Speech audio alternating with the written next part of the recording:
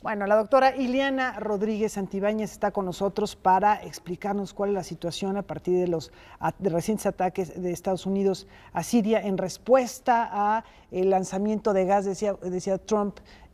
Bueno, pues si lanzan gas a un bebé, Estados Unidos va a responder. ¿Cómo juegan aquí Rusia, Irán? ¿Nos puedes dar un panorama general de forma muy sucinta de cuál es la situación, por qué se ha llegado a este punto? Claro que sí. Bueno, pues hay varios factores dentro del terreno sirio muy importantes. Independientemente del análisis histórico desde el dominio del Imperio Otomano y luego francés en Siria, donde realmente Siria hasta el siglo pasado alcanza por decir su propia independencia, es un pueblo que realmente lucha en búsqueda de la paz. Desde hace casi 6 años vive una guerra civil que se ha hecho muy compleja, particularmente por la participación, ahora sí que del ejército ruso, ayudando a Bashar al-Assad, el actual presidente sirio, pero por otra parte también la intervención de Estados Unidos, ayudando a los rebeldes en contra del régimen de Bashar al-Assad, el actual presidente o mandatario de Siria. Ese es un elemento, la guerra civil.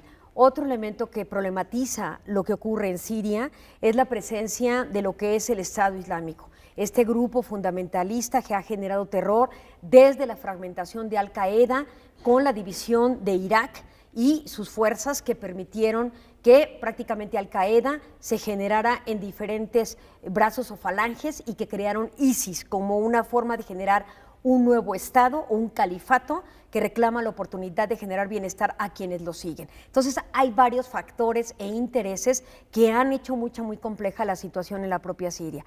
¿Qué ha hecho Siria? Bueno, desde el 2013 hubo un gran ataque con armas químicas que generaron más de 1.500 muertes. Fueron actos terroríficos y en ese momento Naciones Unidas acusó a Siria de incumplir el tratado que prohíbe el empleo, producción y almacenamiento de armas químicas y que conlleva a su destrucción. Al inferir que habían utilizado armas químicas en esa terrible desgracia del 2013, lo que hizo Siria fue entregar a Naciones Unidas todo el arsenal que tenía de armas químicas para que Rusia fuera testigo de la destrucción de esas armas. Ahora que se replica un ataque en una provincia de Siria donde mueren 83 personas, entre ellas más de una veintena de niños, esto ha generado, por supuesto, la indignación de la comunidad internacional, pero particularmente de Estados Unidos, que en una sobrereacción unilateral en contra de su propio Congreso, porque no le pidió ningún permiso para atacar unilateralmente, y en contra del derecho internacional, violentando lo que podía haber sido una resolución por el Consejo de Seguridad, decide realizar una operación quirúrgica, hay que decirla, desde la vía marítima, lanzando unos misiles cruceros que atacaron un aeródromo de Siria, donde se dice se originó el ataque con estas armas químicas a la población de Idlib. Entonces, este es realmente lo que está ocurriendo en Siria. Hoy día el G7 está llevando a cabo reuniones para persuadir a Rusia de que saque las manos de Siria, pero también Rusia tiene su propia posición. Recordemos que después de 1945 y la Segunda Guerra Mundial, y tras la caída del muro de Berlín, donde pareciera que se terminó precisamente la Guerra Fría, en ese momento finalmente quedaron divididos los intereses tanto de Estados Unidos como de la entonces URSS, después ahora República Federal Rusa, con toda esta geopolítica de una zona que pertenece prácticamente a su eje de influencia. Y ahora Rusia, por supuesto, no puede permitir que Estados Unidos tenga un pie metido en aquella área que le corresponde geopolíticamente como un nicho de poder hacia la propia Rusia, como tampoco Estados Unidos admite que Rusia tenga un pie metido en este continente. Entonces, hay, por supuesto, yo no estoy diciendo que una guerra fría como en antaño, que era de carácter ideológico y económico, pero sí una guerra fría en términos económicos y que se está jugando en este momento en una medición de fuerzas a través de los ejércitos y su exhibición en Siria como un estado donde convergen todas estas fuerzas. Hay algunos periodistas, muchos de Medio Oriente, algunos como Robert Fisk, que ha estado muchos años allá en Medio Oriente, que han dicho que más que una guerra civil, lo que se está viviendo en Siria es un enfrentamiento de estas dos potencias.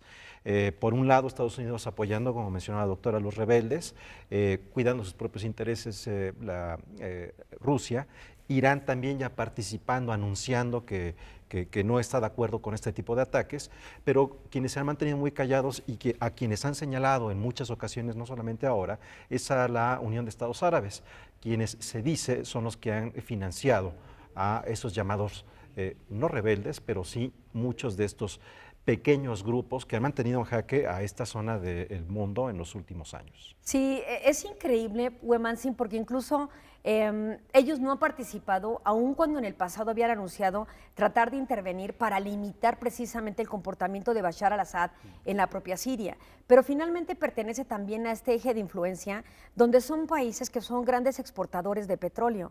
Este ataque y esta intervención de Estados Unidos lo que ocasionó no solamente fue esta exhibición de poderíos de uno y otro estado, no solamente la movilización, por ejemplo, hoy día de portaaviones incluso a la zona de Corea del Norte, sino por supuesto también y otra vez elevó el precio del petróleo, que sabíamos que estaba muy bajo y había generado toda esta presión en el mundo por la baja de su precio. Entonces me parece que también la Unión de Países Árabes tiene francos intereses en ver cómo se van a delimitar estas grandes potencias en torno al problema sirio y participar posteriormente. Ciertamente Irán acompaña a Rusia en todas sus decisiones, pero ya están habiendo divisiones. Estamos viendo una Arabia Saudita, un gran aliado de Estados Unidos, que también ya se desmarcó y está en la misma posición que Estados Unidos en contra de Siria, que curiosamente, básicamente, Trump se desdice de sus dichos de campaña y ya no nos meteremos en Siria a menos que nos afecte de forma directa, sino que ya con su embajadora en Naciones Unidas decide de manera unilateral participar. Y finalmente se desdice de todo lo que había dicho el propio Obama, que llevaba una política de diplomacia internacional y diálogo, queda en un segundo plano y ahora está metido en esa área y ha amenazado con que si se vuelve a ejecutar otro tipo de ataque de carácter químico, volverán a participar de manera militar en esa región. Así es que hay una división importante. Los países, es cierto, de la Unión Árabe se han comportado alejados de la problemática, pero también definiendo sus propios intereses, que también son muchos y que, por supuesto, tienen una gran problemática en la propia región, ¿no? Recordemos que muchos de ellos, Egipto, por ejemplo, no pertenece, igual que Corea del Norte, al Tratado de Armas Químicas. Entonces también hay un nicho importante ahí con Egipto que hay que estar observándolo de manera constante. Y la otra gran pregunta es, ¿por qué Siria, con esta cantidad de muertos que es relevante, pero por qué no Myanmar, por qué no Sudán del Sur, por qué no República Centroafricana, por qué no Somalia, que tienen más de 10,000 muertos por año por las luchas que están teniendo actualmente en ese terreno, ¿no? Hay varias preguntas. ¿Y cuál es el interés geopolítico de Siria? Siria, Turquía, la entrada a la Unión Europea. Las voces de Federica Mogherini diciendo hay que llamar al diálogo para evitar este tipo de episodios. Bueno, pues sin duda son muchos elementos que tenemos que considerar para estar un poco informados de qué es lo que está ocurriendo en este mundo, en donde si bien tenemos nuestras fronteras, estamos muy conectados y son muchos elementos que nos llaman la atención para saber cómo se está moviendo Es la correcto. política. Muchas gracias. Ileana, muchísimas gracias. Nos vemos próximamente.